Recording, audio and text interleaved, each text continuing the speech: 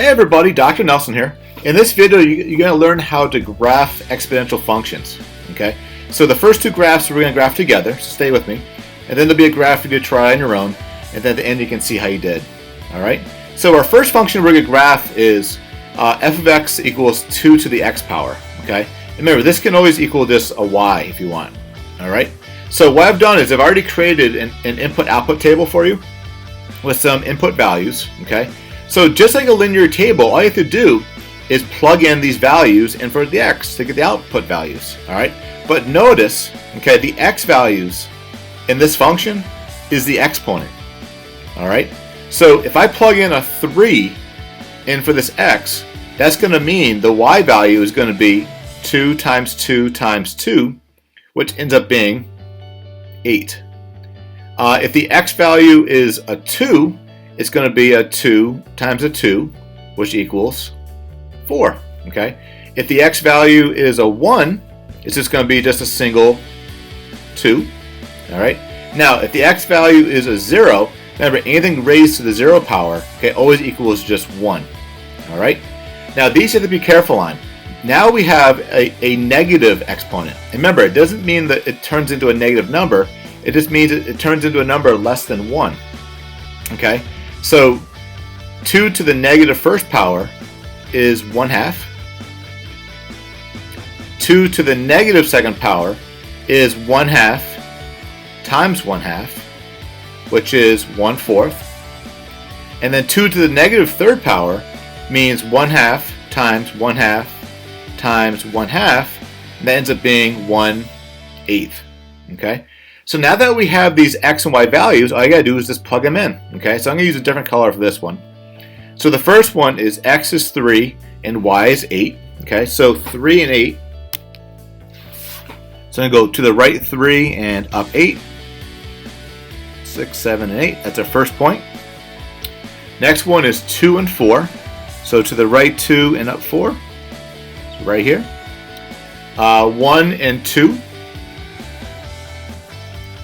Right there. 0 and 1, so that's the y-intercept at that point. Negative 1 and a half. So negative 1 and a half. So notice our values are getting closer and closer to the x-axis. Negative 2 and a fourth. That's going to be right about there. And then negative 3 and an eighth will be right about there. Okay. So now what we can do is we can draw the line, connect the dots, and kind of extend it in both directions. That's kind of messy, but you get the idea. But this part right here is never going to touch the x-axis. It gets closer and closer and closer, but it's never going to touch it. All right, and there's our first graph. All right, let's graph a second one. And this time we have f of x equals 1/2 to the x power. All right, so if I say x is 3, that means it's going to be 1/2 times 1/2 times 1/2, which is 1/8. When x is 2, that's going to be 1/2 times 1/2, which is 1/4. When x is 1, that's going to be just a simple 1/2. When x is 0, remember, anything to the 0 power is always 1. But this time we now have an x value of negative 1, right? So that means our y value is going to be a 2. And then when x is negative 2, it's going to be 4. And then when x is negative 3, it's going to be an 8. All right. So now let's plot these points. So when x is 3, y is just an eighth. So that's going to be really close to the x-axis, right about there. When x is 2, y is a fourth. So that's going to be a little bit more higher, but not much, right about there. And then when x is 1, it's half. So you really shouldn't be able to even tell the difference between these 3 points. When x is 0, y is 1. This one should be easy to plot. When x is negative 1, y is 2. That goes there. When x is negative 2, y is 4.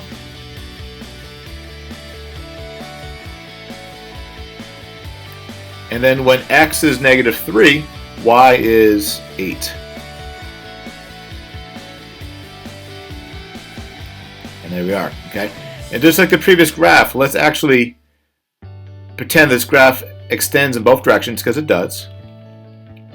And just like the previous graph, this one's not going to touch the x-axis.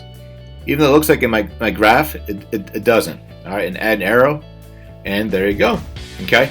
Now let me give you a little heads up about what you're about to learn. Okay, this type of graph right here, okay, is called a decay function.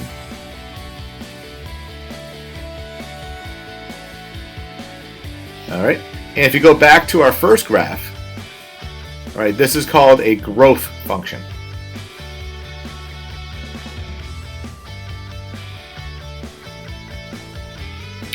All right, so now that you understand how to graph exponential functions, why don't you pause the video and try the your turn problem now. Here it is. And then when you're done, hit play. You can see how you did. All right, good luck.